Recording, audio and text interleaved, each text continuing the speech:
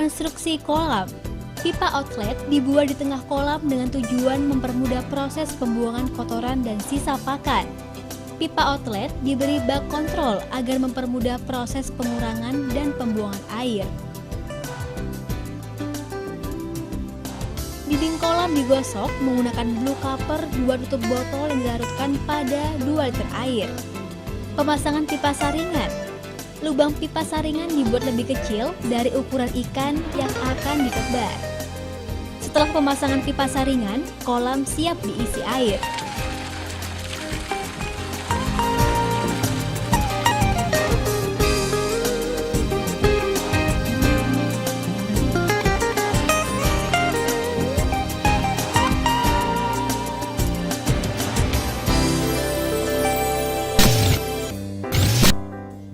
Kedua, fermentasi.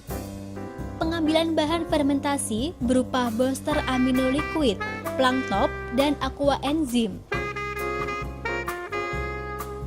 Melakukan penimbangan polar atau dedak bekatul halus.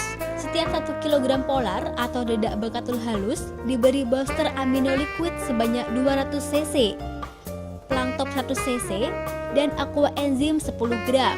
Kemudian diencerkan dengan air sebanyak 2 liter. Kemudian disiramkan secara merata pada polar atau dedak halus, diaduk secara merata sampai seperti adonan semen. Lalu tutup wadah fermentasi dengan rapat menggunakan kantong plastik. Setelah 24 jam kemudian, fermentasi siap ditebar ke kolam pembesaran. Penebaran fermentasi sebaiknya dilakukan pada waktu pagi menjelang siang hari. Plankton akan tumbuh selama 2 hingga 3 hari dari penebaran fermentasi. Hal ini juga tergantung dari kondisi panas matahari yang cukup. Setelah plankton tumbuh dilakukan penebaran booster non-stop dengan dosis 30 ppm. Kemudian air dinaikkan sampai ketinggian maksimum.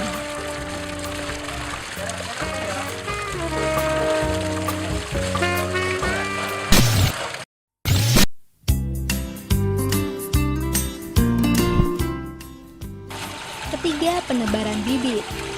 Buang air pada bak pemeliharaan bibit sampai ketinggian 10 hingga 20 cm. Kemudian, tutup kembali pipa pembuangan. Siapkan bak penampungan dan peralatan panen. Seser dipasang pada pipa pembuangan. Cabut pipa saringan pada bak pemeliharaan. Siram bibit dengan air sampai bibit habis. Bibit yang tertampung pada seser dimasukkan ke dalam ember penampungan. Bibit yang ada pada ember penampungan dibawa ke kolam pembesaran. Sebelum bibit ditebar, dilakukan aklimatisasi atau adaptasi lingkungan terlebih dahulu dengan tujuan agar bibit tidak mengalami stres. Bibit dituang secara perlahan ke kolam pembesaran. Setelah bibit ditebar, dilakukan pemberian booster stress pulse dan yeast immunofit dengan tujuan agar mengurangi tingkat kekerasan benih. Pemberian pakan. Timbang pakan sebanyak 5 kg. Premix sebanyak 2,5 sendok makan. Growtop sebanyak 2,5 sendok makan. Progal sebanyak 5 sendok makan. Kemudian dilarutkan dengan air sebanyak 500 hingga 700 ml. Setelah bahan diaduk merata, tuangkan pada pelet yang sudah siap. Lalu aduk secara merata. Untuk pencampuran pelet dengan kapasitas besar dapat menggunakan pengaduk mesin dengan kapasitas pencampuran pelet 30-60 kg. Pelet yang sudah tercampur secara merata diangin-anginkan selama 10 hingga 15 menit. Kemudian, pakan yang sudah kering dimasukkan ke dalam tong penampungan pakan pada masing-masing bak pemeliharaan ikan. Hal ini bertujuan agar pengontrolan pakan lebih mudah. Pemberian pakan dilakukan dengan cara ad libitum yang terkontrol di mana pakan dihentikan ketika ikan sudah mulai bergerak lambat saat makan. Pendataan pakan. Setelah pemberian pakan dilakukan, pendataan pakan sesuai dengan pakan yang diberikan pada masing-masing bak pemeliharaan. Kelima, perawatan air. Pembuangan kotoran dilakukan minimal 2 kali sehari, yaitu pagi dan sore hari. Pembuangan kotoran dilakukan dengan cara membuka pipa sambungan pembuangan dan biarkan air mengalir sampai kotoran terbuang dan air kembali bersih. Untuk menjaga agar air pemeliharaan ikan tidak berbau, diberi booster sel multi dengan dosis 20 ppm yang diberikan pada waktu siang hari. Pemberian sel multi diberikan secara rutin selama 3 hari dan kemudian dapat diberikan seminggu sekali. Sedangkan untuk pemeliharaan air dari bakteri diberikan booster blue copper dengan dosis 1 hingga 2 ppm diberikan pada waktu pagi hari. Pemberian blue copper dilakukan 3 hari sekali. Selain itu, blue copper juga dapat mengurangi tingkat kanibalisme. Untuk menjaga kestabilan kualitas air, diberikan booster Manstab dengan dosis 30 ppm. Pemberian Manstab dilakukan pada sore hari. Setiap hari dilakukan pengecekan parameter kualitas air pH dan juga suhu. Pengecekan pH dan suhu dilakukan pada pagi dan juga malam hari.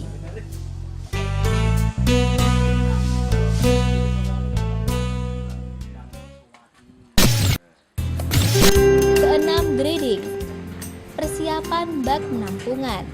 Siapkan bak penampungan untuk menampung ikan yang akan digrading.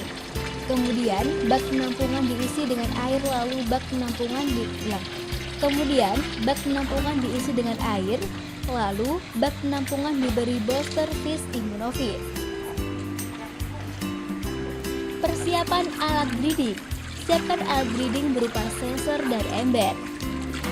Proses breeding. Breeding bertujuan agar ukuran ikan lebih seragam dan mendapatkan hasil SR pemeliharaan yang lebih maksimal. Ikan yang akan digrading dimasukkan ke dalam bak penampungan. Kemudian ikan digrading sesuai dengan ukurannya. Ikan yang sudah digrading siap sampling. Sampling dilakukan dengan tujuan agar mengetahui size ikan yang ditebar. Sampling dilakukan dengan cara menimbang ikan per kilogram sebanyak 10 kali.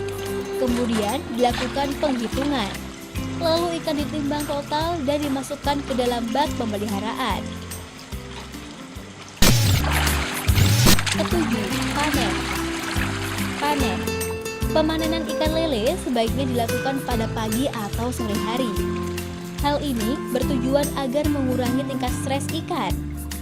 Buka pipa pembuangan pada bak pemeliharaan. Setelah ketinggian air 10 hingga 20 cm, kemudian ikan diseset. Lalu ikan ditimbang dan dimasukkan ke dalam bak penampungan. Pendataan panen. Setelah pemanenan dilakukan pendataan, yaitu penghitungan FCR. Pembesaran lele yang menggunakan sistem booster dapat menghasilkan FCR 0,8, bahkan di farm booster FCR dapat dicapai 0,6.